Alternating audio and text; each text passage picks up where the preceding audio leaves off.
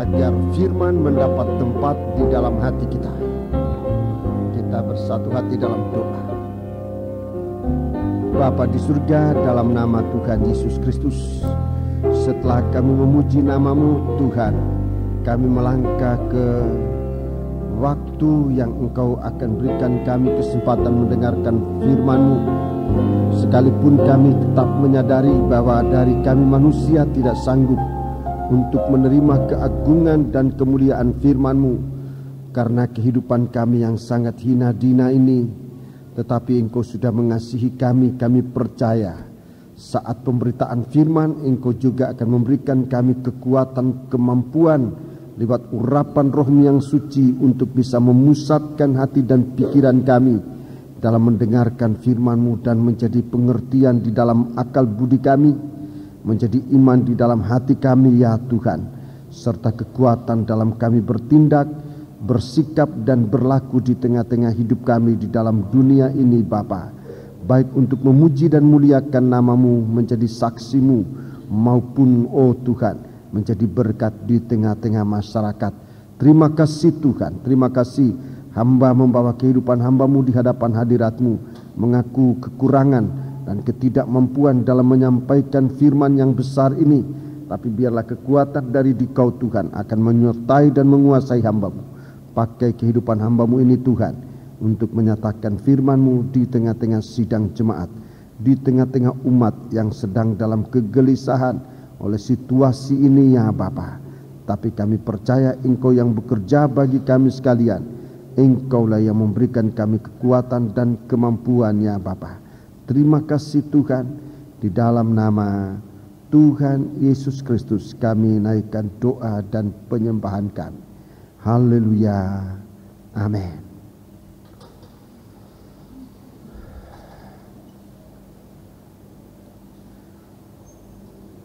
Sidang jemaat yang dikasihi Tuhan, saya menyampaikan salam sejahtera dan selamat berbahagia dalam menerima sabda Tuhan dalam nama Tuhan Yesus Kristus.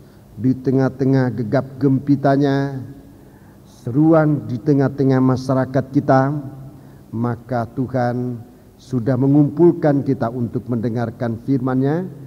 Dan sebab itu biar kita menggunakan waktu ini dengan sebaik-baiknya untuk mendengarkan firman Allah.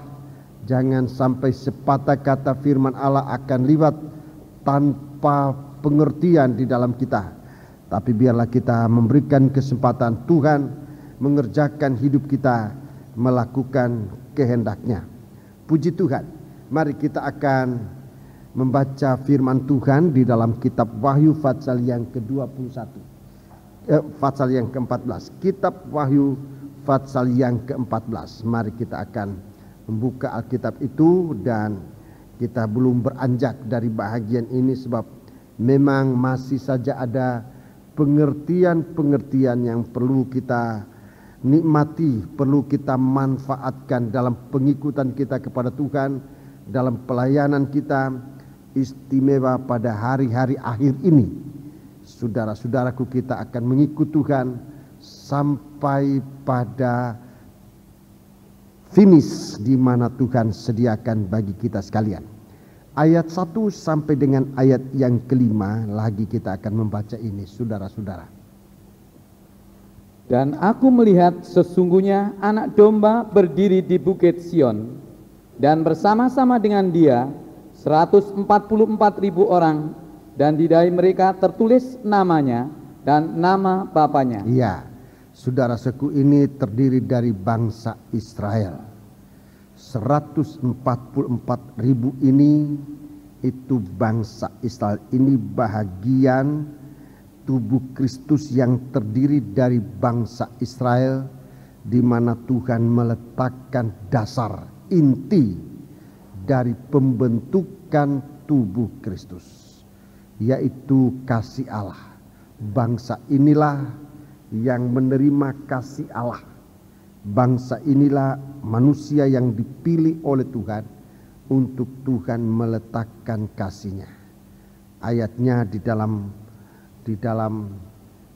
Roma pasal 11. Di sana sudah ditulis ayat ini bahwa Tuhan mengasihi bangsa Israel, dan kemudian kita bangsa kafir ini, di samping mengasihi bangsa Israel, Tuhan memberikan kita kemurahan untuk juga menikmati kasih ini, sehingga nanti kita bangsa kafir pun akan dimasukkan di dalam tubuh Kristus. Ayat 2. Dan aku mendengar suatu suara dari langit bagaikan desau air bah, Ya, dan bagaikan deru guruh yang dahsyat.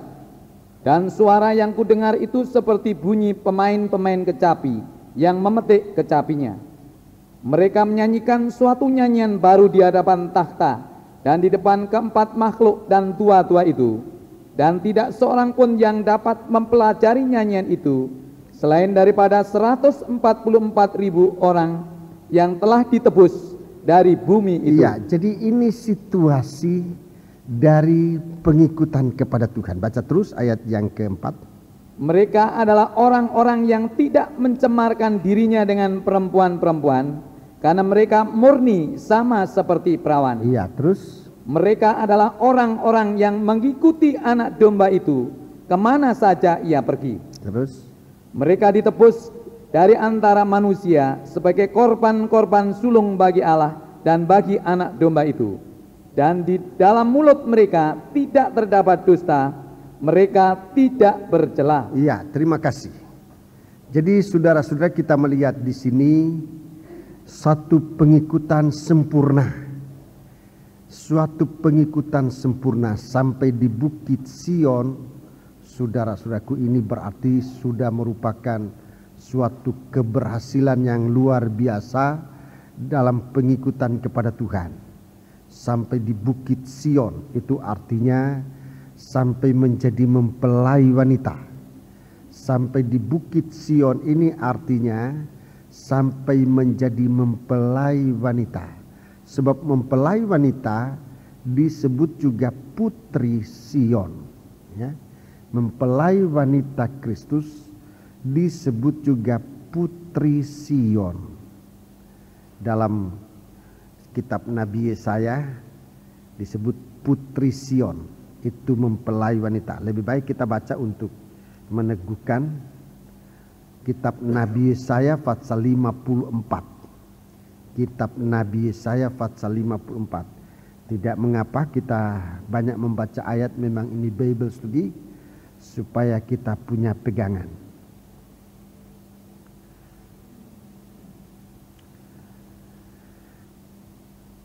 Ayat pertama disebutkan, atau dalam perikopnya disebutkan perjanjian damai dengan Sion. Perjanjian damai dengan Sion. Kita membaca ayat yang kelima. Ayat yang kelima. Sebab yang menjadi suamimu ialah Dia yang menjadikan engkau, Iya. Tuhan semesta alam namanya. Iya. Yang menjadi penebusmu ialah Yang Maha Kudus Allah Israel. Ia disebut Allah seluruh bumi. Iya, terima kasih. Allah seluruh bumi. Ini sudah suku bangsa Israel yang disebutkan putri Sion. Tuhan berdamai dengan mereka. Dalam perjanjian baru, saudara-saudaraku, lagi diulangi istilah itu, saudara-saudaraku. Dalam kitab Injil Matius pasal yang ke-21, Injil Matius pasal yang ke-21 ayat 4 dan ayat yang kelima. Injil Matius pasal 21 ayat 4 dan ayat yang kelima. Hal itu terjadi supaya genaplah firman yang disampaikan oleh Nabi. Ya, firman yang disampaikan oleh Nabi. Katakanlah kepada putri Sion. Ya, katakanlah kepada putri Sion. Lihat, rajamu datang kepadamu. Ia lemah lembut dan mengendarai seekor keledai beban yang mudah. Ya, terima kasih. Jadi mengendarai seekor keledai beban yang mudah. Sakaria 9 ayat 9. Sakaria 9 ayat yang ke-9. Sakaria pasal 9 ayat yang ke-9. Baca. Bersorak-soraklah dengan nyaring, hai putri Sion. Hei putri Sion. Bersorak-sorailah, hai putri Yerusalem. Lihat rajamu datang kepadamu, ia adil dan jaya, ia lemah lembut dan mengendarai seekor keledai beban yang muda. Ya, terima kasih. Begitulah waktu Yesus masuk ke Yerusalem disambut sebagai seorang mempelai laki-laki, raja di atas segala raja, putri Sion. Menyambutnya dengan sungguh-sungguh. Putri Sion, saudara suku mempelai wanita Kristus. Jadi orang-orang 144.000 ini orang yang sempat tiba di Bukit Sion. Berarti suatu kehidupan yang melayani Tuhan, yang mengikut Tuhan, saudaraku, sampai menjadi tubuh Kristus yang disebut mempelai wanitanya.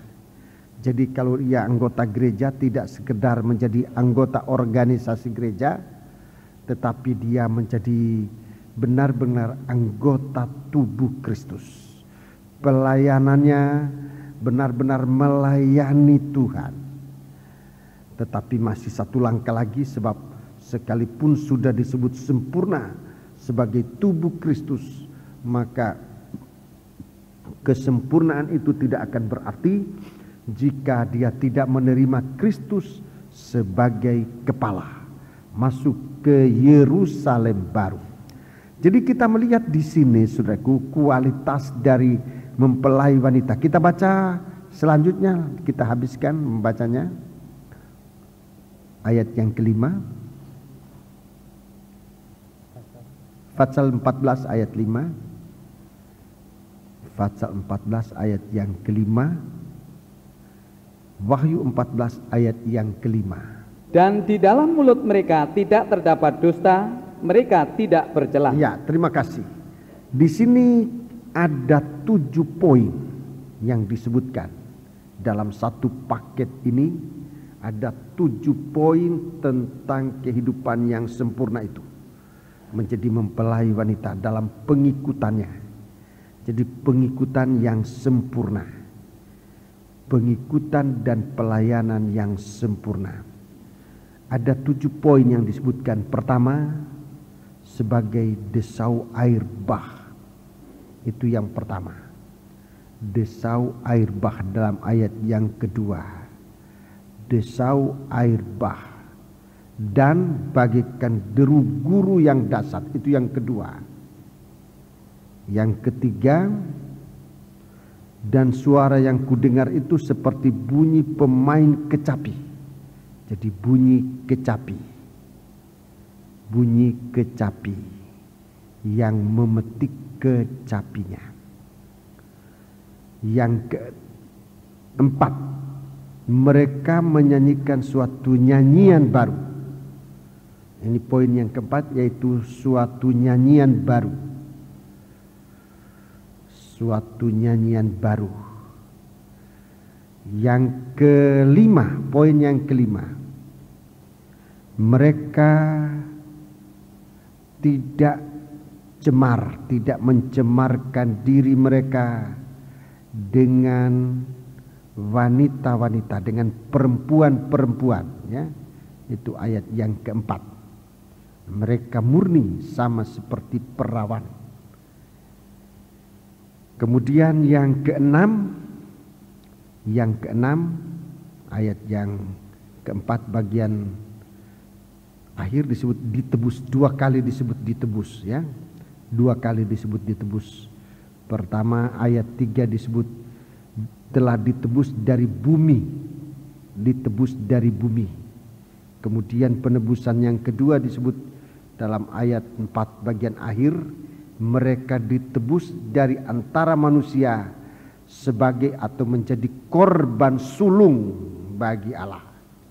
Jadi ditebus dari bumi. Kalau kita rangkaikan ayat ini, ditebus dari bumi menjadi buah sulung. Menjadi buah sulung. Haleluya. Ditebus dari bumi menjadi buah sulung. Itu pengertiannya, saudaraku. Ditebus dari bumi menjadi buah sulung, ya. Ini saudaraku suatu istilah-istilah Alkitab, bahasa Alkitab yang punya arti. Yang ketujuh, ayat yang kelima, mereka tidak berdusta. Mereka tidak berdusta. Jadi inilah saudara-saudaraku suatu pengikutan yang sempurna, yang bisa mencapai Bukit Sion. Pengikutan sebagai seorang mempelai wanita untuk bisa atau pengikutan gereja Tuhan yang bisa menjadi mempelai wanita Tuhan. Jadi poin-poin ini punya arti, saudaraku. Pertama, seperti desau air bah. Dalam kebaktian hari Minggu saya sudah mulaikan sedikit bicara soal ini. Kemudian yang kedua, sebagai guruh atau guntur yang dahsyat. Deru guruh yang dahsyat. Yang ketiga, bagaikan kecapi. Yang keempat, bagaikan nyanyian baru. Ini semua bunyi-bunyian, saudaraku. Semua bunyi-bunyian. Dari 4 poin ini semua merupakan bunyi-bunyian desau air bah. Ini bunyi. Guruh yang dahsyat, ini bunyi.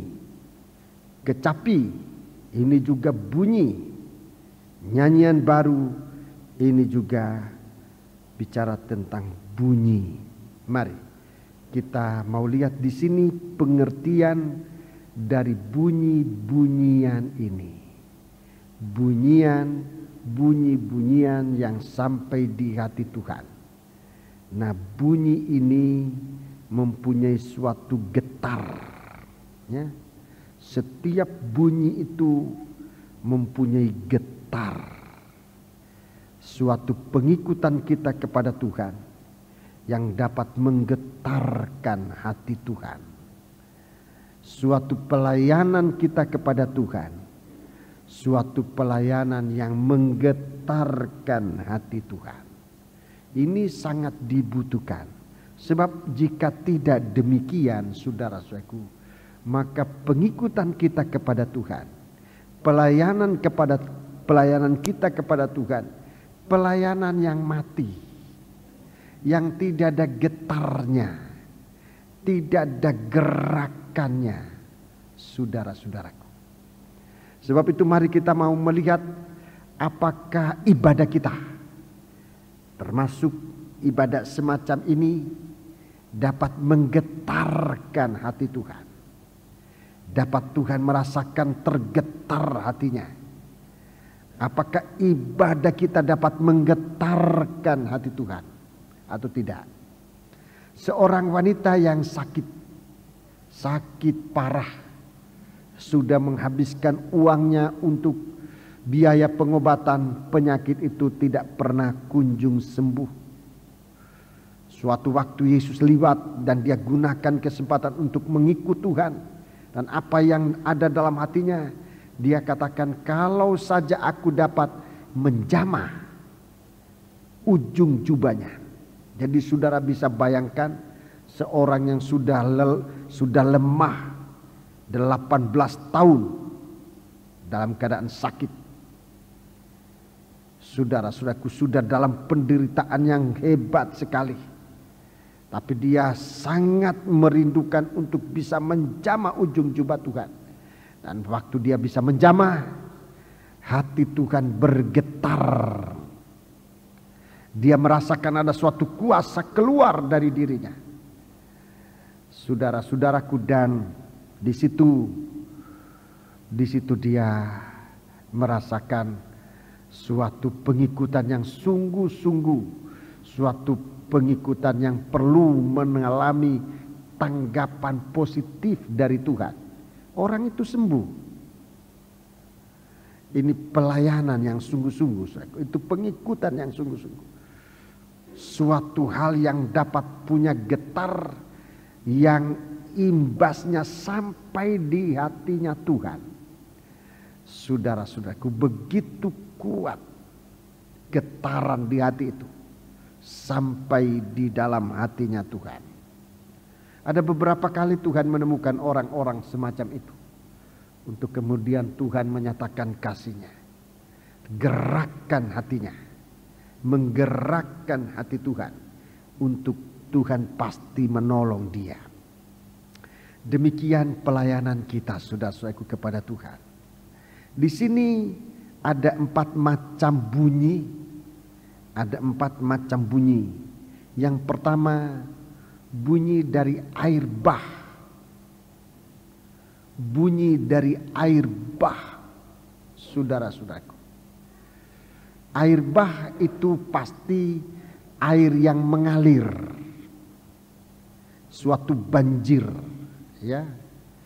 Suatu limpahan air. Jadi bukan air tenang, tapi air yang membanjir.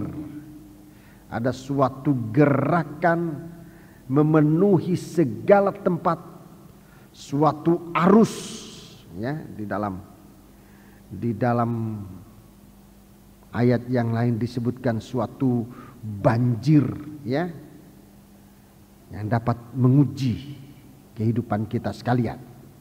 Ia mendengar suara dari langit bagaikan desau air bah. Ini suatu aliran yang kuat. Ini permulaan digunakan istilah desau air bah. Desau air bah ini, saudara-saudaraku, akan terus berkelanjutan sampai pada akhirnya. Di mana akhir desau air bah ini? Di sini pengikutan, saudara-saudaraku, dikatakan di atas bukit Sion. Desau air bah ini bergemuruh, saudara-saudaraku. Satu aliran yang kuat. Kemana arahnya? Wahyu 19. Di sini arahnya. Jadi pengikutan yang tidak separuh-separuh, tapi satu pengikutan yang terus sampai pada akhirnya. Wahyu 19 ayat yang ke-6. Di sini akhir dari desau air bah. Di sini akhirnya. Wahyu 19 ayat 6. Lalu aku mendengar seperti suara himpunan besar orang banyak, seperti desau air bah, dan seperti deru guruh yang hebat, ya, katanya. Deru guruh yang hebat, itu sama. Jadi 2 kali, saudaraku, ya. 2 kali disebutkan bunyi ini. Di atas bukit Sion dan di perjamuan malam pesta kawin anak domba. Terima kasih. Jadi saudara-saudara, kita lihat arah dari pelayanan ini. Arah dari pelayanan ini. Di bukit Sion ini, saudara-saudaraku, dalam Wahyu pasal 14 kita membaca di sini suatu rakitan, suatu pembentukan tubuh, mulai dari bangsa Israel. Nanti ayat 6 dan ayat yang ke-7, ayat 6 dan ayat yang ke-7, di situ segala bangsa dan bahasa disebutkan. Kemudian dalam Wahyu pasal, dalam ayat yang ke-13 disebut orang mati. Kemudian mengenai tuaian-tuaian yang semua nanti akan diterangkan. Jadi kita melihat di sini Wahyu 14 ini bagian-bagian dari tubuh Kristus. Bagian-bagian dari tubuh Kristus. Ini Wahyu 14. Tetapi Wahyu 19 itu muara dari air bah ini. Muara dari air bah ini adalah suatu himpunan besar.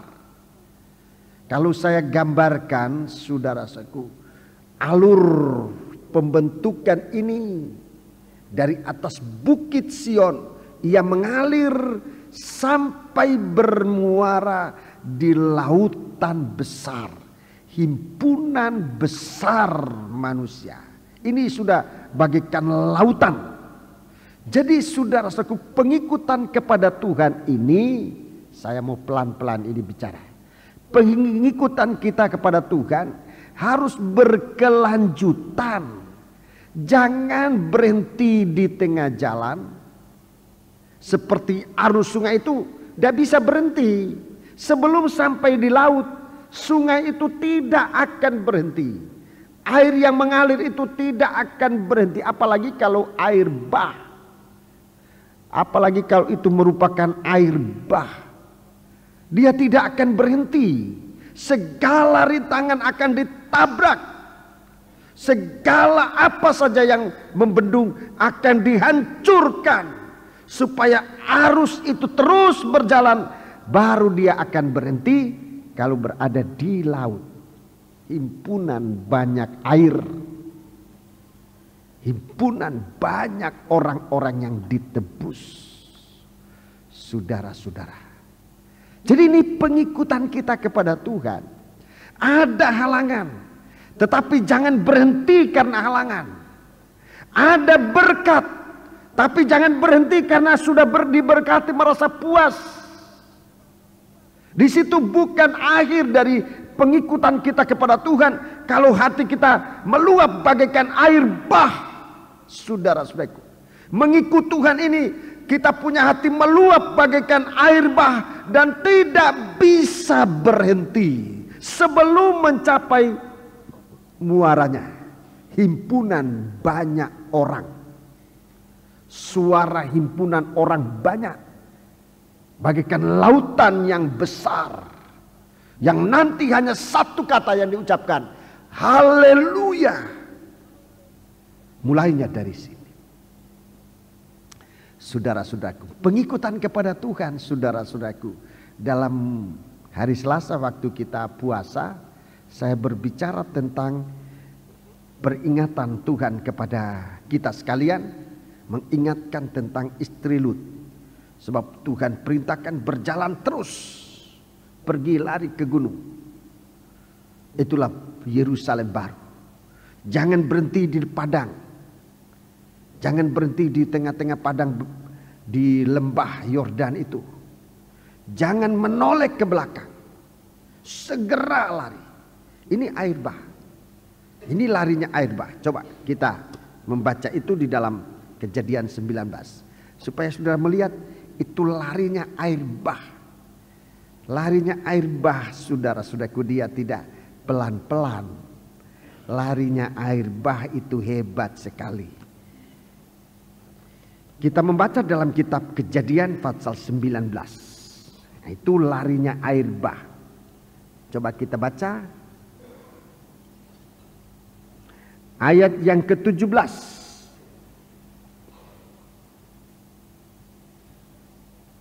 Sesudah kedua orang itu menuntun mereka sampai keluar, berkatalah seorang, larilah, selamatkanlah nyawamu. Ya, terima kasih. Ini pengikutan kita nanti. Pengikutan yang berkenan di hadapan Tuhan. Ini pengikutan yang menggerakkan hati Tuhan. Yang mempunyai suatu gelombang yang sampai menyentuh hatinya Tuhan. Jadi bukan pengikutan yang alon-alon, tapi lari. Rasul Paulus juga mengatakan demikian, aku berlari bukan tanpa tujuan. Dan tinjuku bukan memakhluk angin, punya sasaran.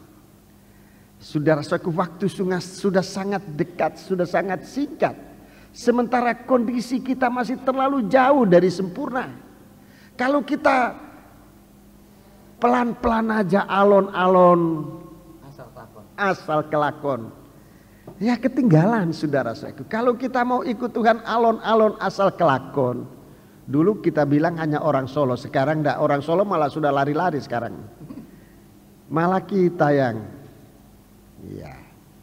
Enggak bisa saudaraku, kalau kita mau alon-alon begitu, kita ketinggalan waktu. Waktu tinggal sangat sedikit. Baru saya bicara, baru kita dengar ini pada hari Minggu. Saya ulangi hari Selasa waktu Beatstone. Kita sudah lihat sekarang bagaimana waktu itu. Pada hari Minggu, pada hari Selasa, masa kita pikirkan bahwa hari ini kita tidak bisa kebaktian. Nyatanya rintangan cukup besar. Telepon berapa banyak saya terima hari ini. Mereka sudah berusaha, ada yang sudah sampai di sekitar kita ini. Tidak bisa nyampe di Lemaputro, sudah di sekitar kita. Meninggalkan rumah dari jauh, tidak bisa masuk. Siapa yang bisa tahu bahwa hari ini rintangan besar? Saudara-saudaraku, waktu sudah sangat singkat. Itu sebabnya setiap waktu yang ada, betapa kecil pun, sedetik pun kita harus sudah gunakan. Tidak bisa pelan-pelan. Sebab pengikatan kita kepada Tuhan menjelang masuk ke Gunung Sion, di mana, masuk ke gunung yang tinggi lagi besar, itulah Yerusalem baru. Itu harus cepat. Antara Gunung Sion dengan gunung yang besar, di mana Yerusalem baru akan ada, itu cepat sekali, saudara-saudara. Cepat sekali. Dan Tuhan katakan itu mungkin sekejap mata. Begitu dekat. Jadi memang tidak ada waktu untuk kita lengah. Sejak dulu, saudara-saudaraku, saya mendengar anjuran dari hamba-hamba Tuhan.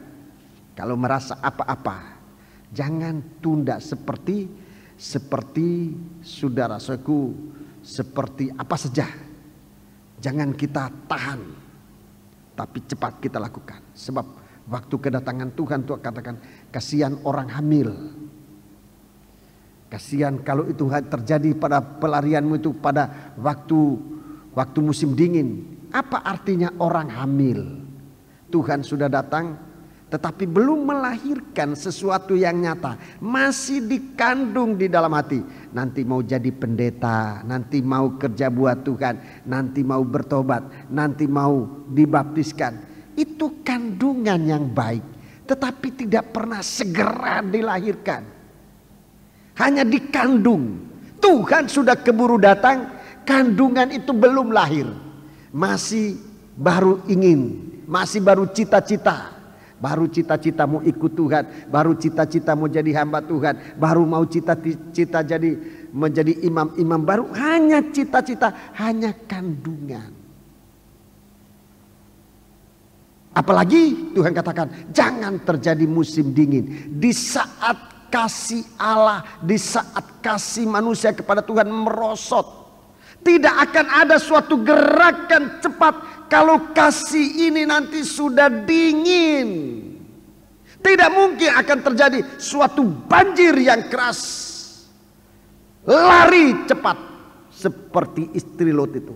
Larilah, selamatkan nyawamu. Kalau sudah musim dingin, air sudah membeku. Jangankan mengalir, jangankan mengalir cepat, bergeser pun tidak bisa, sudah beku. Padahal syaratnya cepat. Jangan bilang nanti kalau sudah tahun ini lewat, nanti kalau sudah ini, nanti terlambat sudah. Kalau Tuhan gerakkan hatimu berbuat apa sekarang ini, lakukan. Lari cepat. Itu air bah. Air bah tidak pakai tunggu, tidak. Air bah itu tidak pakai tunggu. Dan dia tidak pusing dengan apapun menjadi rintangan. Itu air bah. Cepat.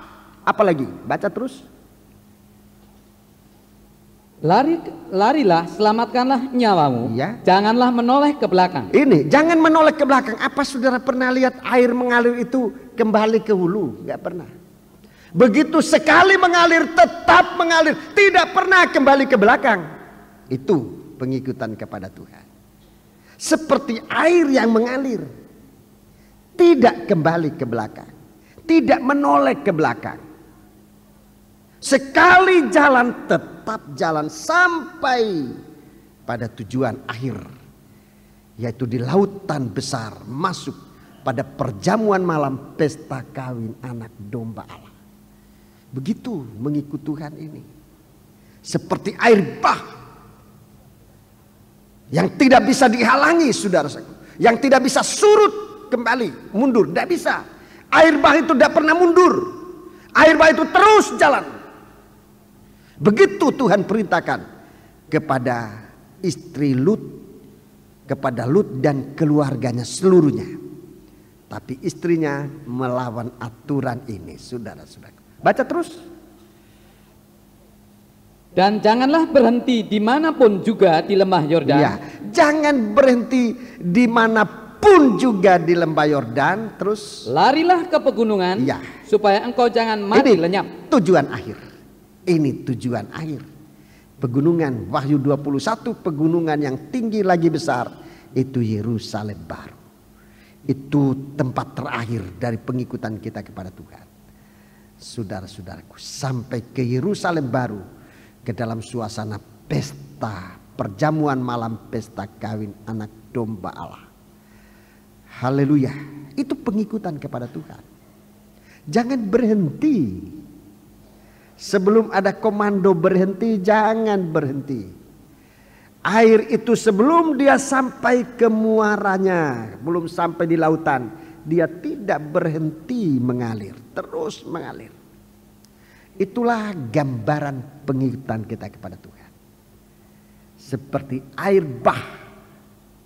Saudara-saudaraku, sangat perlu kita perhatikan itu. Melayani Tuhan juga begitu. Jangan berhenti karena halangan. Nomor satu. Ada yang berhenti karena halangan.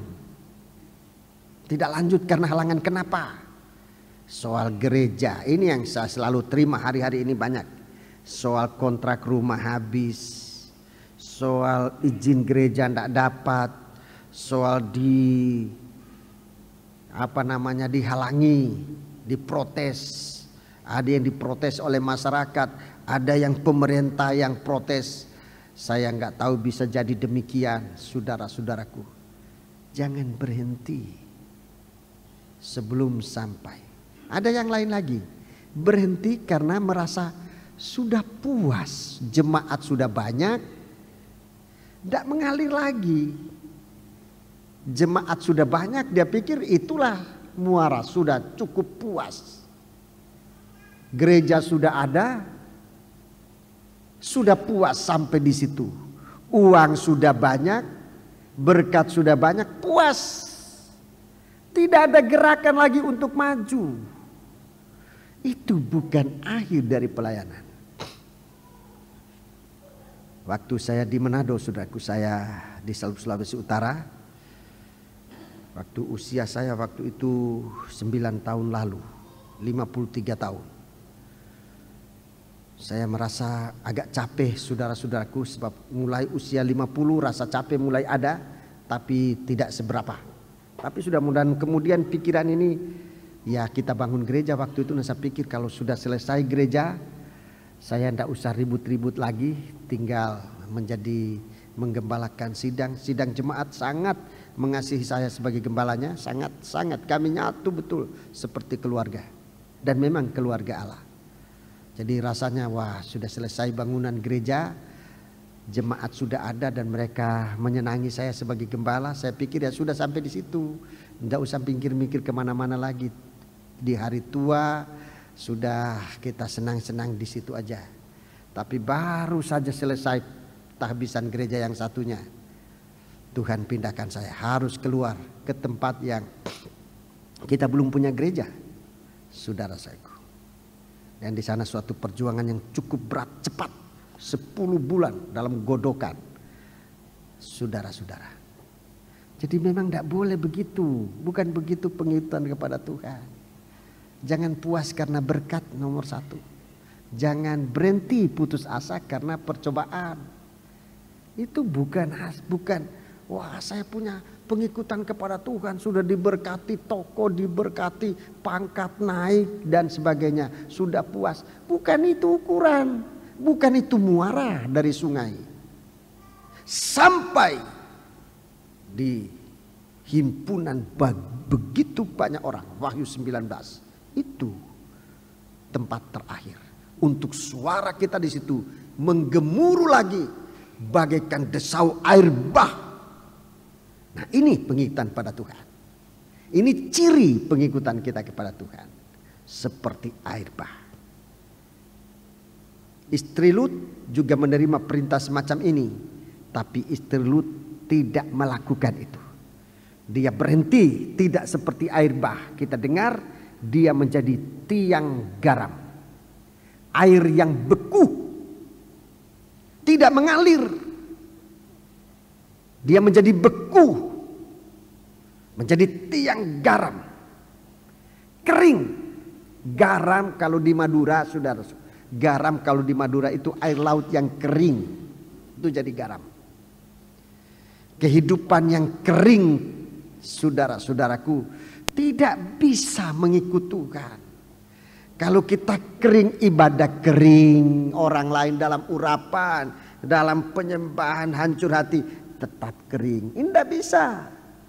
Tidak bisa jadi pengikut Tuhan untuk sampai di Gunung Sion, apalagi ke Yerusalem baru. Tidak bisa. Kering, beku, tidak bisa mengalir. Sekalipun dia berada di atas gunung, tetapi kalau dia sudah beku, dia tidak bisa mengalir. Sekalipun kita sudah di kedudukan yang tinggi, dalam suasana berkat, tetapi kalau kasih kita menjadi dingin, menjadi beku, tidak bisa ikut Tuhan. Tidak bisa. Sebab tidak memenuhi syarat. Suatu aliran yang cepat, itu berarti suatu tingkat pencairannya, tingkat likuidasinya harus tinggi sekali, baru bisa. Kental sedikit tidak bisa. Sebab itu saudara-saudaraku, mari kita perhatikan pengikutan kita kepada Tuhan ini. Pengikutan kita kepada Tuhan jangan dingin karena percobaan. Kita mau ke negeri Belanda, situasi kayak gini. Ini hari beberapa telepon masuk. Bagaimana Om? Saya jawabannya satu aja. Saya sampai saat ini hati saya sangat tenang, tidak terpengaruh situasi. Kecuali Tuhan katakan jangan pergi, ya saya tidak pergi. Tapi sampai hari ini hati saya sangat tenang. Sangat tenang. Sebab saya tahu perginya kami ini bukan maunya sendiri. Kalau maunya saya sebelum terjadi apa-apa semacam ini, baru dalam situasi kurs uang rupiah merosot terlalu dalam jatuhnya, saya bilang tidak bisa ini. Saya coba hubungi Om Toteis, dia tidak ada tanggapan yang mengatakan tidak usah datang. Dia cuma bilang, saya tahu, saya lihat di TV, saya dengar beritanya, tapi kami mengharapkan kalian datang. Jadi tidak ada. Kemudian saya coba lagi menghadap Tuhan, berdoa. Nggak puas berdoa, berpuasa. Nggak puas berpuasa sendiri, saya ajak sidang jemaat, mari kita puasa. Memang situasi kita ini kayak gini ini, mari kita berpuasa. Waktu berpuasa di tempat saya duduk ini, Tuhan bicara, kamu minta supaya tugasmu itu tidak dikerjakan. Masih ada tugas yang harus kamu kerjakan, yaitu pasca persekutuan yang belum pernah diadakan. Waktu itu saya langsung ambil kalender, lihat, membuat rencana bersama Tuhan. Dan nyatanya pasca persekutuan terjadi. Sekarang sesudah pasca persekutuan tugas ini, kalau Tuhan masih tetap percayakan tugas ini akan dilaksanakan, dan Tuhan akan menyertai kita sekalian. Tuhan akan tetap seperti Lut, tangan Lut ini dipegang oleh Tuhan, dan jalan sendiri. Kita dipegang oleh Tuhan. Nanti jangan takut, jangan-jangan sudah tidak bisa kembali lagi nanti. Perginya aja belum sudah mikirkan kembalinya. Mikirkan perginya dululah. Pergi aja belum sudah mikirkan kembalinya. Saya pernah menasihati seorang hamba Tuhan. Mau pergi ongkosnya sedikit. Jadi jemaat kasih ini ongkos uang beli tiket naik pesawat. Tapi tiket itu, uang itu hanya cukup sekali jalan. Jadi hamba Tuhan ini, dia ketua umum juga dari salah satu gereja. Dia bilang sama saya, bagaimana bro? Coba tolong, saya punya uang ini cuma sekian. Jemaat kasih untuk naik pesawat. Saya pikir-pikir uang ini dibagi 2 aja, pergi pulang dengan kapal. Kenapa bro? Iya, saya takut nanti tidak bisa pulang. Saya tanya sama dia, bro dipanggil oleh Tuhan melayani di mana? Di sana atau di sini? Dia bilang di sini. Lah kalau melayani di sini, bro yakin dipanggil Tuhan melayani? Ke sana itu untuk tugas, nanti Tuhan kembalikan. Hatinya jadi bangun, dia lakukan itu. Dia beli tiket pesawat, sampai di sana dia mengerjakan pelayanan tugas dari Tuhan. Sesudah itu dia pulang juga naik pesawat. Sampai di tempatnya, di tempat kami, dia lapor, bro betul saya dikembalikan Tuhan juga naik pesawat. Nah itu kan gitu. Kita dipakai di Surabaya, nggak mungkin ditahan di Nederland, nggak mungkin. Kalau di Nederland saya kadaluarsa, nggak dipakai, bahasanya aja saya nggak tahu. Saya ke sana itu untuk tugas sementara. Saya dipakai oleh Tuhan sampai hari ini, saya masih tahu saya masih dipakai oleh Tuhan di tempat ini. Saya akan dikembalikan oleh Tuhan. Saya hanya mohon bantuan doa dari sidang jemaat. Kecuali jemaat berdoa, Tuhan kasih pulang lagi orang ini, terlalu lama kalau khotbah. Iya lain lagi kalau soal itu.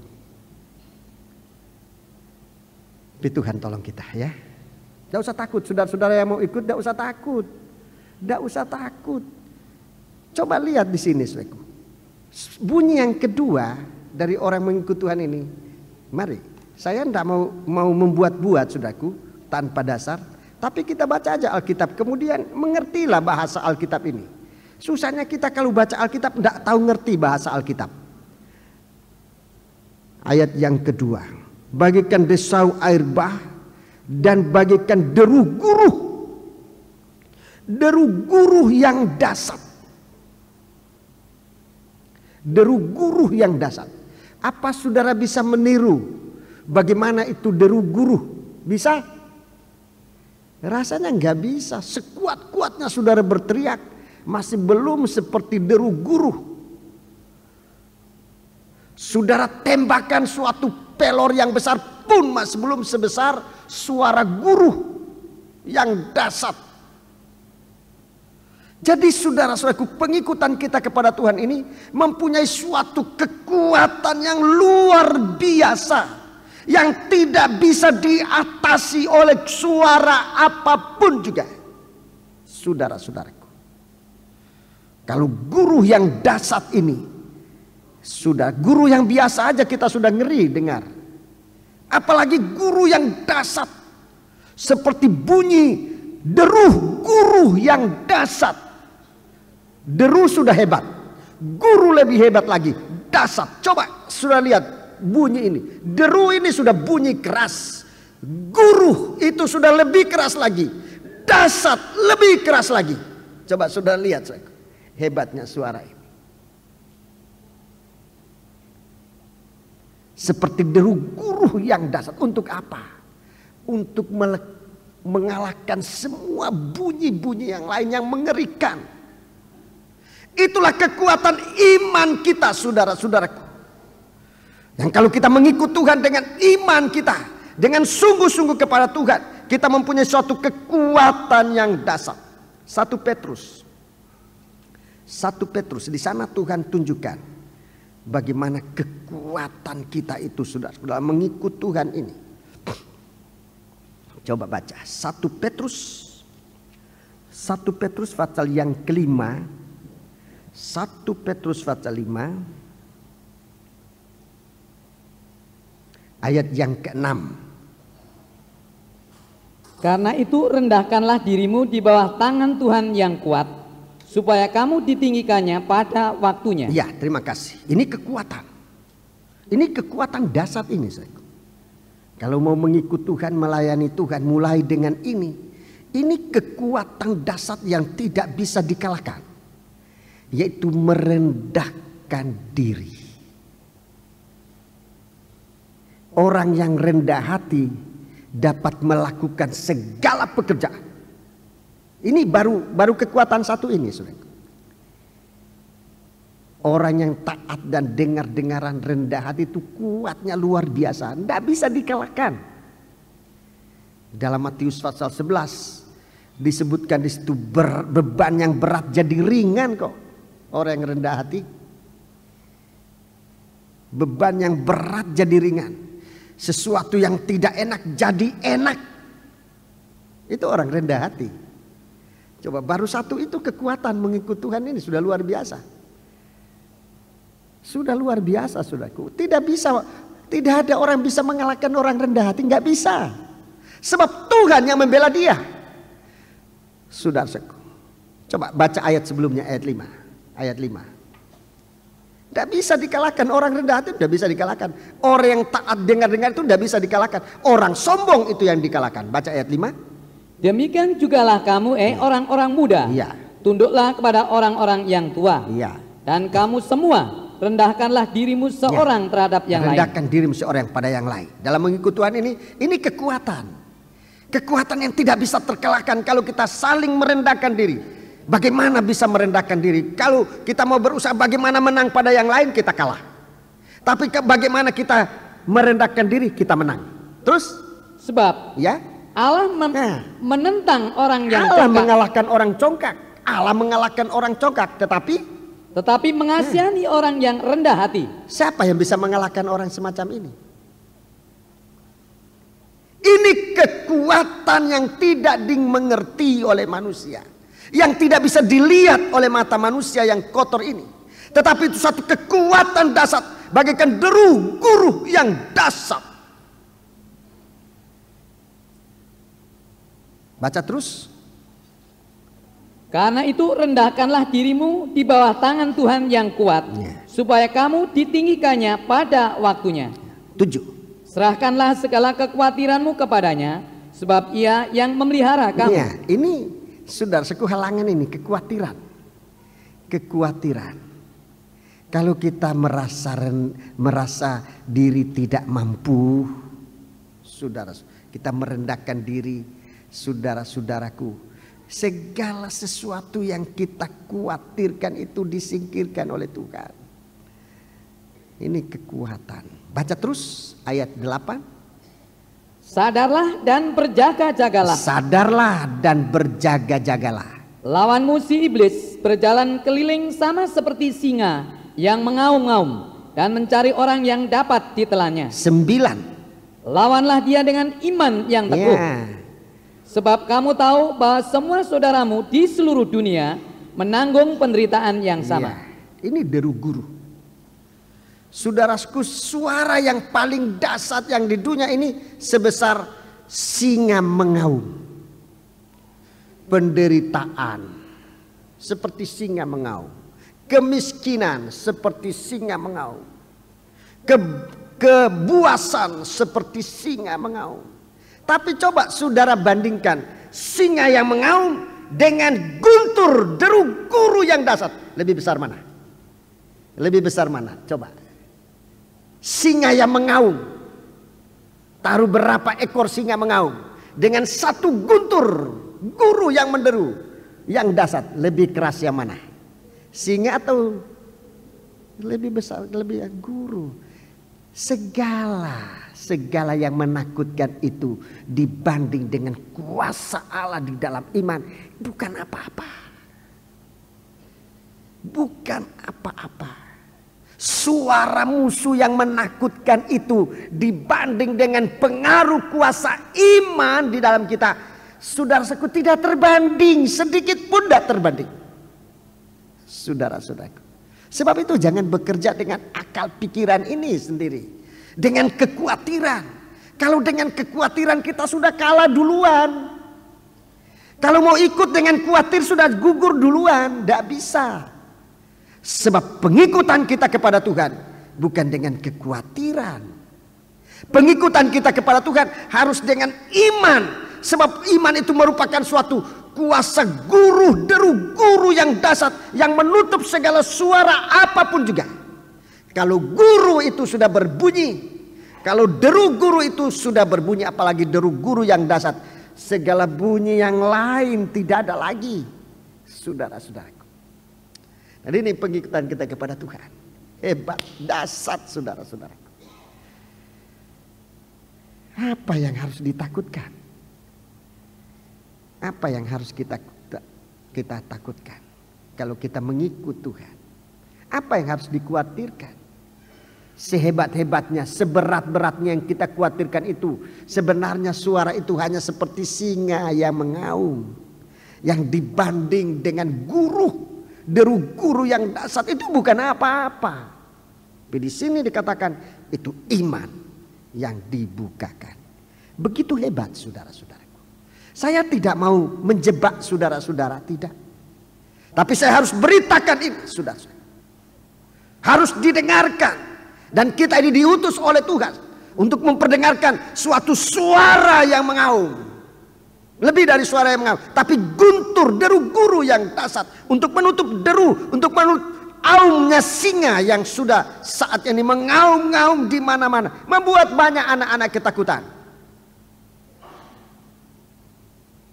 Rekan-rekanku hamba Tuhan, sidang jemaat menunggu saudara. Bagaimana saudara menyampaikan firman? Bagaimana kita menyampaikan firman dalam menunjukkan teladan iman ini? Kalau kita sendiri goyah, saudaraku, jemaat kasihan. Jemaat kasihan. Mari kita mau berdoa bersama-sama. Kita diutus oleh Tuhan untuk mencapai suatu sasaran, bagaikan desau air bah. Sebelum sampai pada tujuan, desau air bah ini akan terus mengumandang. Sebelum sasaran yang Tuhan berikan kita capai, Tuhan menuntut dari kita untuk terus bersuara, menggemuruh bagaikan desau air bah. Siapa yang bisa berhentikan guru yang sedang bunyi? Coba saya mau tanya, kalau ada bunyi guru, hei guru berhenti berbunyi, gak ada orang yang bisa. Sampai Tuhan sendiri yang meneduhkan, baru berhenti. Sebelum Tuhan berhentikan, jangan berhenti. Terus menggemuruh untuk memberitakan tentang Kristus mempelai laki-laki yang kita ikut itu. Kemudian yang ketiga, bagaikan kecapi. Bagaikan kecapi. Mari, bagaikan kecapi. Dalam 1 Korintus, waktu hari Minggu saya sudah sedikit memulaikan ini.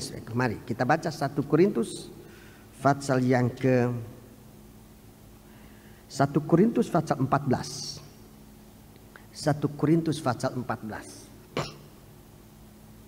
Jadi pengikutan kita kepada Tuhan ini bagaikan desau air bah, bagaikan deru guru yang dahsyat.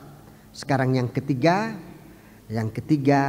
bagaikan bunyi kecapi. Ayat 6, 1 Korintus 14 mulai ayat yang ke-6.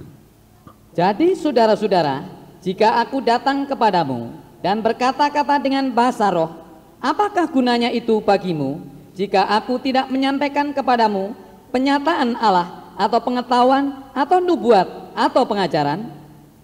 Terus? Sama halnya dengan alat-alat yang tidak berjiwa, ya, tetapi yang berbunyi. Tidak berjiwa tapi berbunyi. Seperti seruling ya, dan kecapi. Seruling dan kecapi. Bagaimanakah orang dapat mengetahui lagu apakah yang dimainkan seruling atau kecapi kalau keduanya tidak mengeluarkan bunyi yang berbeda? Terus?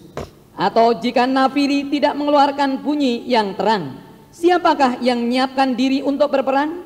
Demikianlah juga kamu yang berkata-kata dengan bahasa roh, jika kamu tidak mempergunakan kata-kata yang jelas, bagaimanakah orang dapat mengerti apa yang kamu katakan? Kata-katamu sia-sia saja, kamu ucapkan di udara. Ya, terima kasih.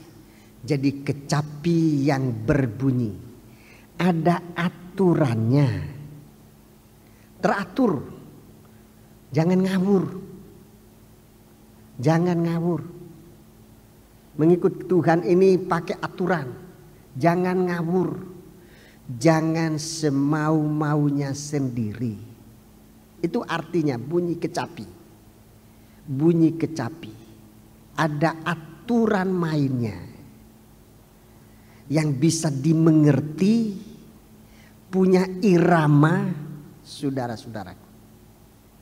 Punya aturan mainnya. Ngikut Tuhan jangan sembrono.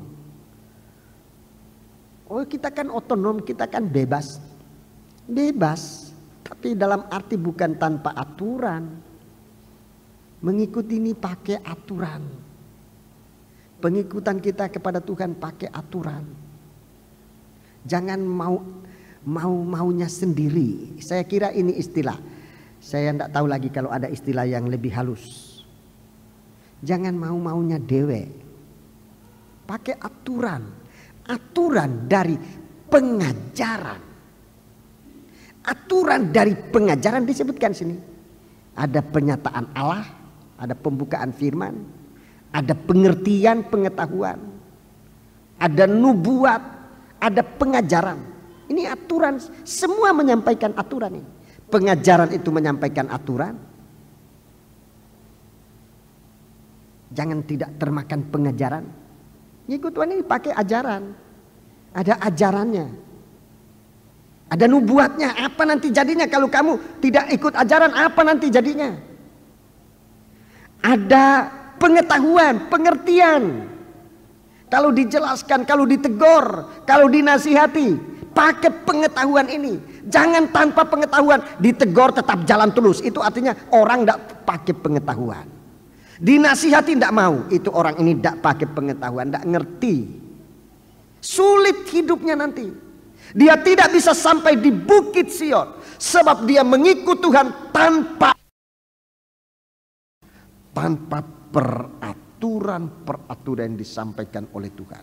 Baik lewat pembukaan firman, baik lewat nubuat, baik lewat pengertian maupun lewat pengajaran. Pakailah semua ini untuk menemukan aturan-aturan yang berlaku.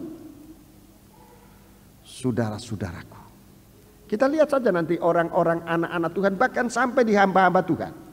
Kalau dia tidak mau diatur, tidak akan pernah sampai di Bukit Sion. Apalagi menjadi mempelai wanita bagikan tubuh Kristus, menerima Kristus sebagai kepala. Tidak mungkin nyampe di situ. Sebab kita mengikut Tuhan bagaikan suara kecapi. Kalau tidak ada aturannya, Rasul Paulus tulis firman Allah di sini dalam ayat ini. Itu sia-sia. Itu kata-katamu itu sia-sia saja kamu ucapkan di udara.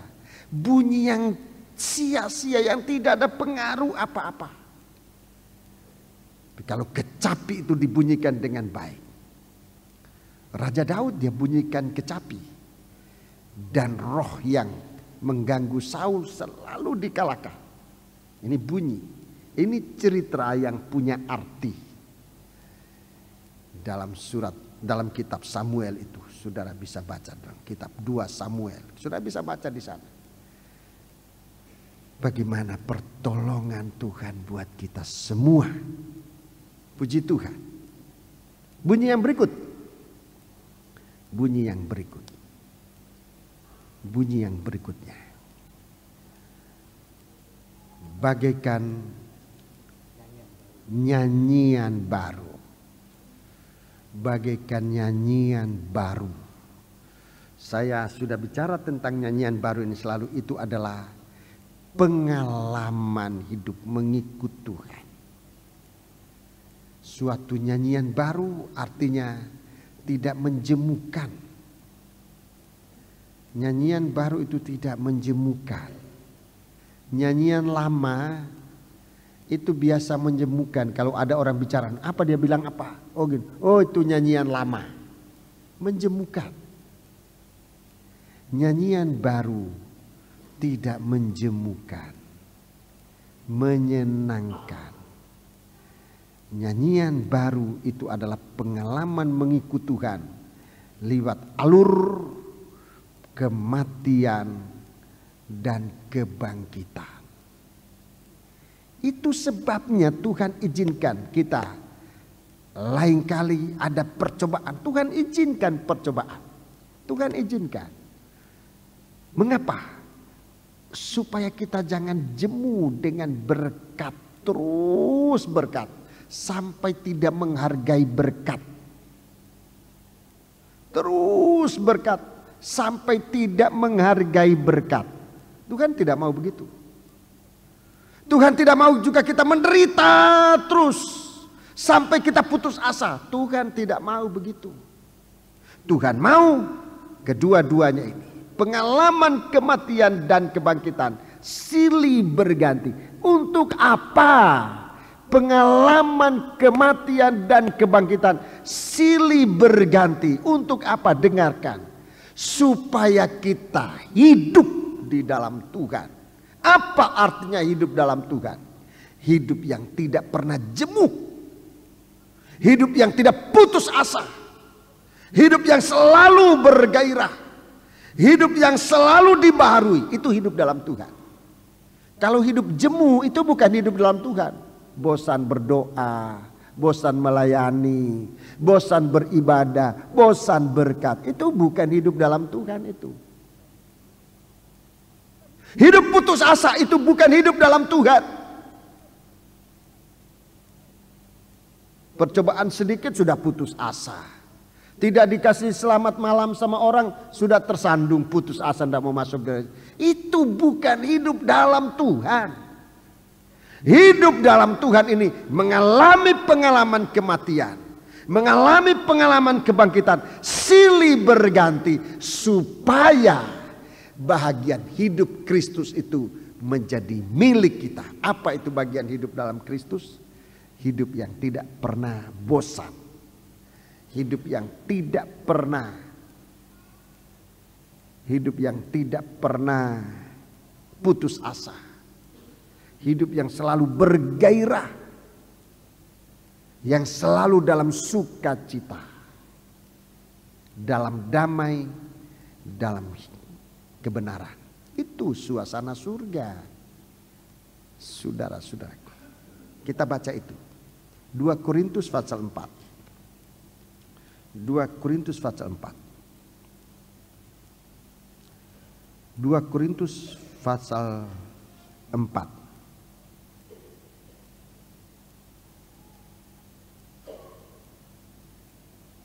Mulai ayat 10. Mulai ayat 10. Baca. Kami senantiasa membawa kematian Yesus di dalam tubuh kami, supaya kehidupan Yesus juga menjadi nyata di dalam tubuh kami. Masih dalam tubuh ini Tuhan sudah bicara itu. Ayat 11. Sebab kami yang masih hidup ini, perhatikan, kita yang masih hidup ini terus menerus diserahkan kepada maut karena Yesus. Terus menerus ada pengalaman kematian karena Yesus. Ya. Supaya kamu juga hidup. Supaya juga hidup Yesus menjadi nyata di dalam tubuh kami yang fana ini. Iya. Jadi ini saudaraku, supaya kehidupan kita ini menerima kehidupan Kristus. Dalam tubuh yang fana ini kita sudah mengalami kehidupan dalam Kristus itu bagaimana? Yang tidak pernah bosan. Pelayanan tidak bosan, ibadah tidak bosan, nikah tidak bosan, pekerjaan tidak bosan, tidak bosan. Di dunia ini bosan, banyak yang bosan. Istri sudah cantik, bosan istri cantik, cari yang tidak cantik. Iya, saudara bisa senyum-senyum, tapi begitu. Begitu sudah banyak. Kok bisa nyeleweng? Istrinya cantik loh bro, tapi masih nyeleweng. Yang kalau kita lihat yang anehnya lagi nyeleweng ke istri yang kalau diukur secara umum, wah bukan bandingannya. Tapi bisa saja terjadi. Kenapa bisa terjadi? Itulah hidup bosan. Kematian dan kebangkitan bersama Kristus dia tidak alami. Tidak ada nyanyian baru di dalam dia. Tapi kalau kita mengikut Tuhan dengan pengalaman nyanyian baru ini, naik turun gunung, kematian dan kebangkitan setiap hari, maka kehidupan Kristus itu juga menjadi bahagian kita. Tidak bosan, tidak putus asa, itu hidup dalam Kristus. Di saat penderitaan tidak putus asa. Coba kita baca ayat 7.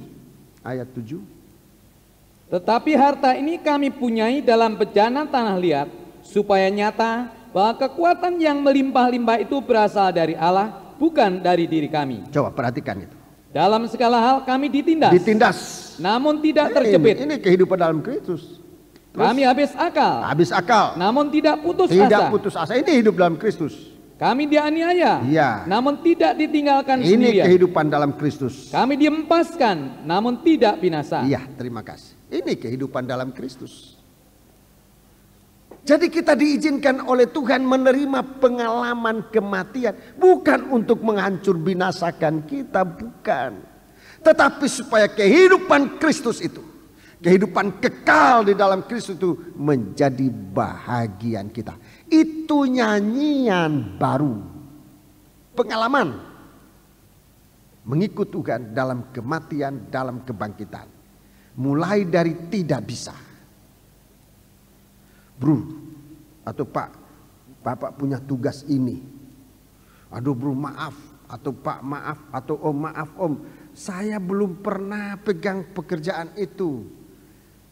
Ya saya bilang sama dia, kalau kamu terima kamu kan nanti jadi pernah. Belum pernah terima sudah bilang belum pernah. Coba sekarang terima kan nanti jadi pernah. Waktu dia sudah terima lama-lama, iya Om. Sudah punya nyanyian. Dia sudah pernah punya pengalaman itu, dia jadi tahu. Yang tadinya dia tidak tahu. Tetapi karena pengalaman dia menjadi tahu. Coba dia tidak mau. Dia tidak menjadi tahu. Banyak, saya sudah mengalami banyak semacam itu.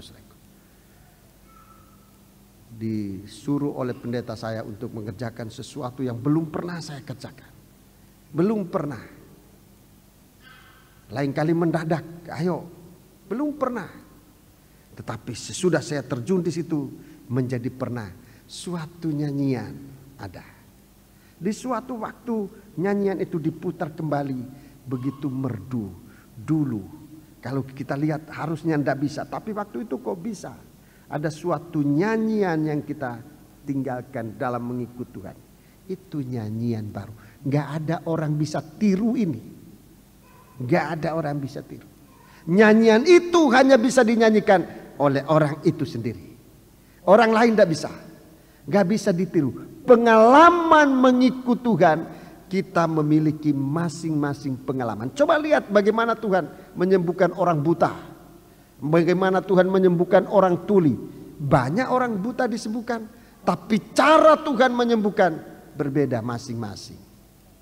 Ada yang dijamah sudah sembuh. Ada yang mesti diludahin baru sembuh. Ada bermacam-macam cara Tuhan menyembuhkan. Masing-masing punya pengalaman dengan Tuhan. Dan itu semua merupakan suatu nyanyian yang dimiliki secara pribadi. Jangan nanti menghadap Tuhan tanpa nyanyian. Tidak bisa saudaraku. Tidak bisa. Kita akan sampai di sana hanya menuntut. Kalau tanpa nyanyian hanya akan menuntut. Tuhan, bukankah kami sudah bernubuat? Bukankah kami sudah menyembuhkan orang atas nama Tuhan? Mengusir setan dalam nama Tuhan? Bukan nyanyian. Kita hanya menuntut, kita hanya menceritakan kita sudah berjasa kepada Tuhan. Itu bukan nyanyian. Itu bukan nyanyian. Saudara-saudaraku, menuntut upah kita bukan. Padahal Tuhan tidak pernah menipu kita. Apa yang kita sudah lakukan, kalau itu merupakan suatu nyanyian baru, Tuhan tidak pernah lupakan. Tuhan akan pelihara kita dengan secukupnya. Saudara percaya? Haleluya. Sebab itu saudaraku, mari perbanyak nyanyian memuji Tuhan. Bukan nyanyian dari mulut ini. Jangan kita hanya memuji Tuhan dengan mulut ini, Tuhan katakan. Tetapi supaya kehidupan kita menjadi suatu kehidupan yang sungguh-sungguh, saudara-saudara. Jangan hanya dengan mulut ini kita memuji Tuhan, tapi dari hati yang sungguh-sungguh. Puji Tuhan. Demikian juga nyanyian biasa yang kita nyanyikan. Kalau nyanyian ini hanya dari mulut, saudara-saudaraku, di mulut kedengaran merdu, tapi di hati fals, itu jahat di hadapan Tuhan. Mari kita membaca itu di dalam Matius pasal yang ke-7. Injil Matius pasal yang ke-7 ayat 21.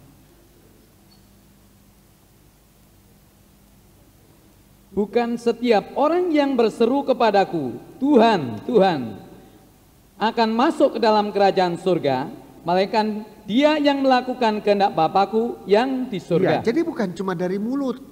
Terus?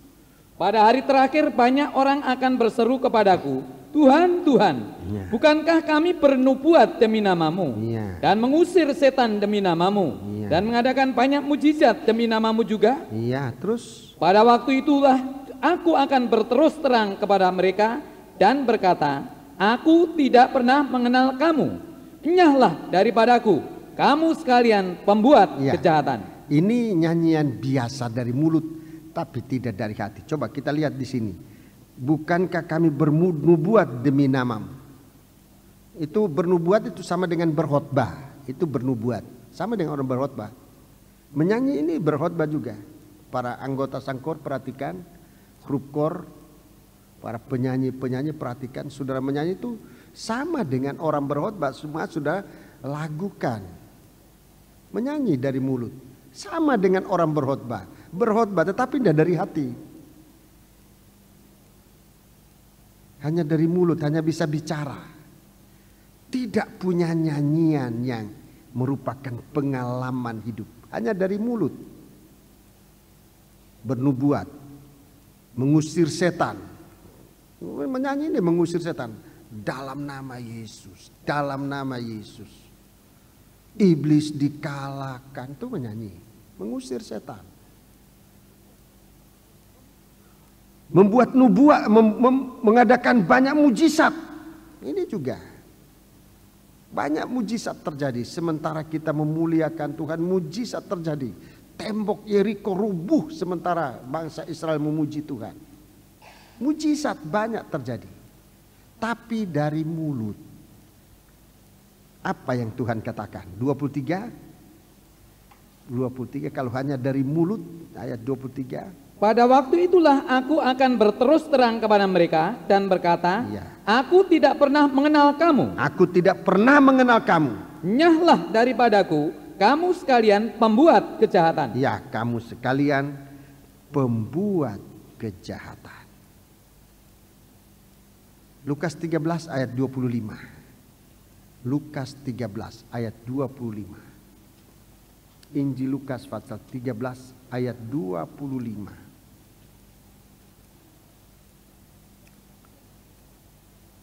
Jika tuan rumah telah bangkit dan telah menutup pintu, kamu akan berdiri di luar dan mengetok-ngetok pintu sambil berkata, Tuan, bukakanlah kami pintu.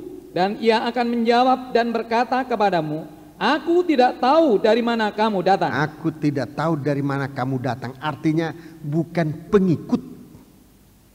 Bukan pengikut Tuhan. Aku tidak tahu dari mana kamu datang. Artinya bukan pengikut Tuhan. Baca ayat 26. Maka kamu akan berkata, kami telah makan dan minum di hadapanmu, dan engkau telah mengajar di jalan-jalan kota kami. Tetapi ia akan berkata kepadamu, aku tidak tahu dari mana kamu datang. Lagi Tuhan, kamu bukan pengikutku, sebab kamu cuma dari mulut saja, bukan dari hati. Tidak punya pengalaman. Kita nyanyikan tentang kelepasan, tetapi kita tidak mengalami kelepasan. Ini bukan pengikut Tuhan. Bukan pengikut Tuhan. Saudara-saudaraku, aku tidak tahu dari mana kamu datang terus. Enyahlah dari hadapanku, Iya. hei kamu sekalian yang melakukan kejahatan. Iya, yang melakukan kejahatan. Enyahlah daripadaku. Melakukan kejahatan di sini tidak sekedar berzina atau berdusta, tetapi perkataan dan perbuatan tidak sama. Perkataan dan perbuatan bukan berasal dari hati. Tidak sama. Perkataan dan perbuatan tidak sama. Kedua-duanya bukan berasal dari hati. Ada perbuatan tapi bukan dari hati yang mengasihi Tuhan. Ada perkataan tapi bukan dari hati yang benar. Itu berbuat kejahatan. Matius 15. Injil Matius pasal 15. Injil Matius pasal yang ke-15. Injil Matius pasal 15. Ayat yang ke-7 sampai 9. Hei orang-orang munafik. Oh ya, itu munafik. Perkataan dan perbuatan tidak cocok dengan hati. Perkataan, perbuatan tidak cocok dengan hati.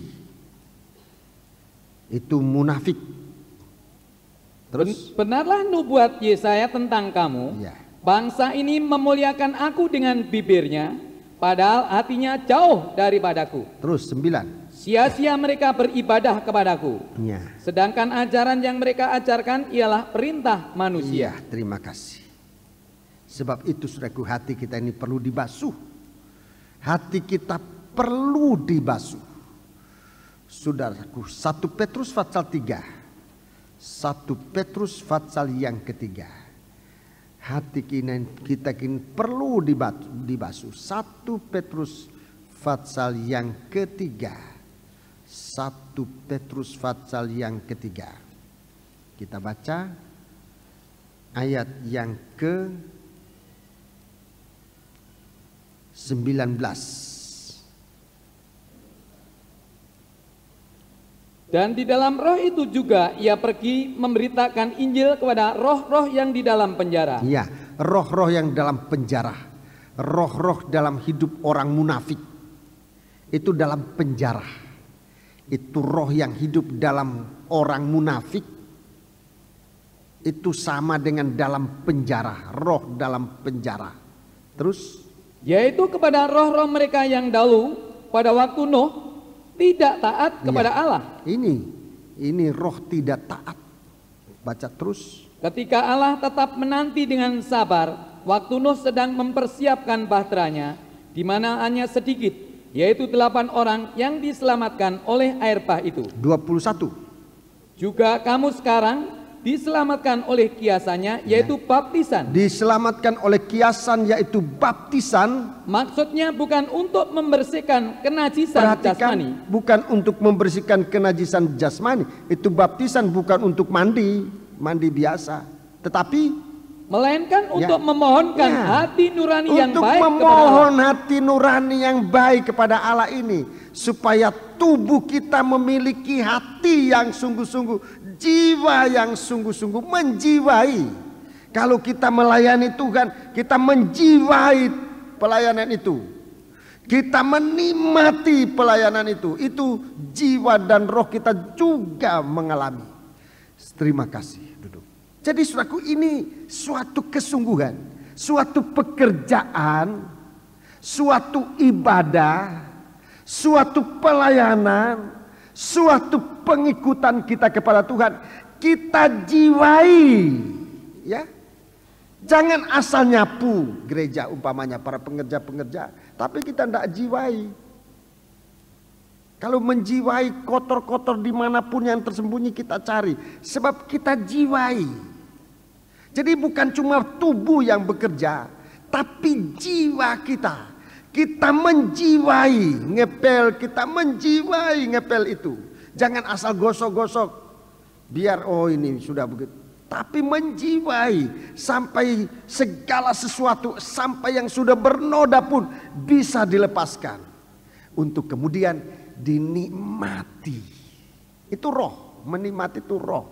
Begitu kita lihat bersih, begitu kita lihat pekerjaan itu bagus, kita nikmati dalam kebahagiaan. Roh kita puas di hadapan Tuhan. Tuhan puas dengan pelayanan begitu. Jadi bukan cuma tubuh, jiwa, roh lain sama.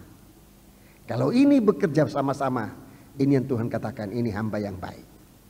Tapi kalau tidak, Tuhan katakan, nyah daripadaku, kamu yang melakukan kejahatan. Pekerjaan yang tidak dijiwai, pekerjaan yang tidak dinikmati. Nikmati pekerjaan itu, saudara-saudaraku. Jiwai pekerjaan itu, agar kalau kita persembahkan kepada Tuhan, Tuhan terima. Itu nyanyian baru yang didengar oleh Tuhan, menghibur hati Tuhan. Wah, ini pekerjaan berat, tapi dia bisa selesaikan. Kata Tuhan di surga, bisa.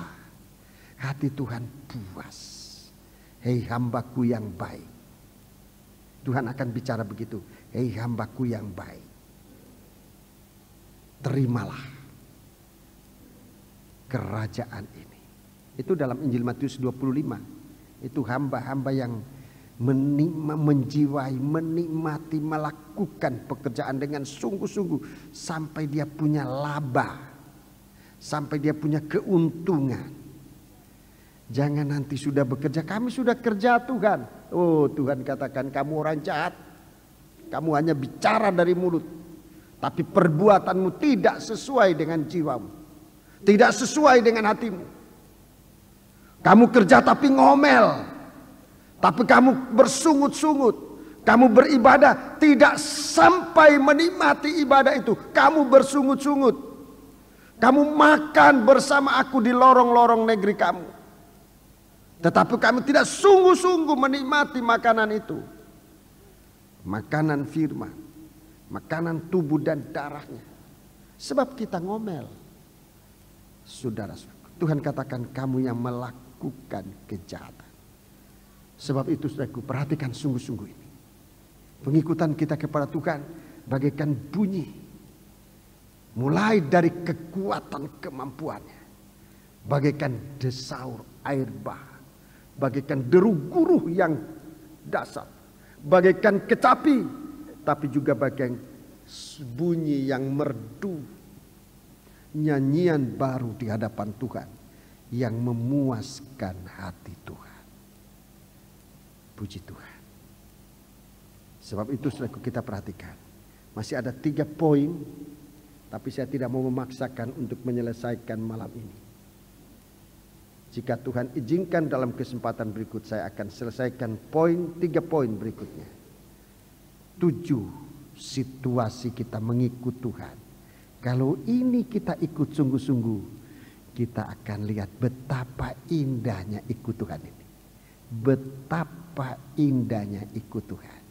Kalau tidak nyampe di situ, saudara-saudaraku, itu membuat orang bosan dan sebagainya, lalu tinggalkan Tuhan. Tapi kalau kita ikut pada 7 poin, 3 poin masih akan saya terangkan. 4 poin ini sudah saya sampaikan. Baik dalam Bible study, dalam kebaktian umum pada waktu yang lalu, maupun dalam kebaktian doa. Saya sudah sampaikan poin-poin ini. Kalau saudara ikuti, perhatikan baik-baik, saudara akan tumbuh dengan firman Allah ini dan menjadi sangat berbahagia. Puji Tuhan. Inilah firman untuk kita sekalian pada malam hari ini, dan Tuhan kiranya tetap memberkati kita sekalian. Kita bangkit berdiri. Kita akan segera menamatkan kebaktian ini dengan menggunakan perjamuan suci. Mari kita bangkit berdiri.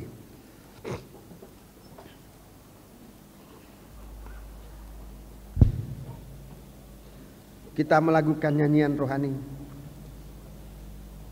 204. Sungguh kurasa kekuatanmu ya Allah. 204.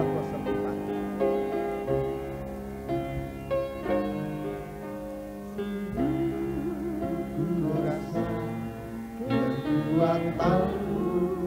Pelayan-pelayan perjamuan suci segera tampil ke depan. Firman-Mu Kau nyatakan dirimu sebagai tiang awan di siang hari, tiang api di malam hari. Bimbing langkahku, bimbing jalanku, berilah jawaban dalam persoalan. Firman-Mu sungguh ajaib. Kita angkat tangan kita dua ke atas. Bimbing langkahku, bimbing jalanku, berilah jawaban dalam persoalan. Firman-Mu sungguh ajaib, sungguh kurasa. Sungguh kurasa kekuatan-Mu ya Allah. Dalam firman-Mu Kau nyatakan dirimu sebagai tiang awan di siang hari, tiang api di malam hari. Bimbing langkahku, bimbing jalanku, berilah jawaban dalam persoalan. Firman-Mu sungguh ajaib.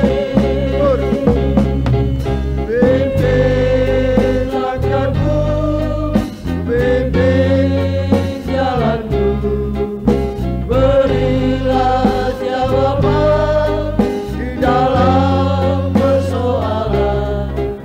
Firman-Mu sungguh haleluya ajaib. Bimbing langkahku, bimbing jalanku, berilah jawaban di dalam persoalan. Firman-Mu sungguh ajaib. Demikian Bapa, Engkau sudah menolong kami pada malam hari ini. Kami berterima kasih mendengar firman-Mu untuk mengikut Engkau. Kami merasakan keterbatasan kemampuan kami, tapi kami berterima kasih bahwa Engkau yang menjadi komandan kami. Engkau menjadi pemimpin kami. Pimpinlah kehidupan kami ya Tuhan, baik dalam ibadah kami maupun dalam pelayanan kami, agar kami sungguh-sungguh mengikut Engkau.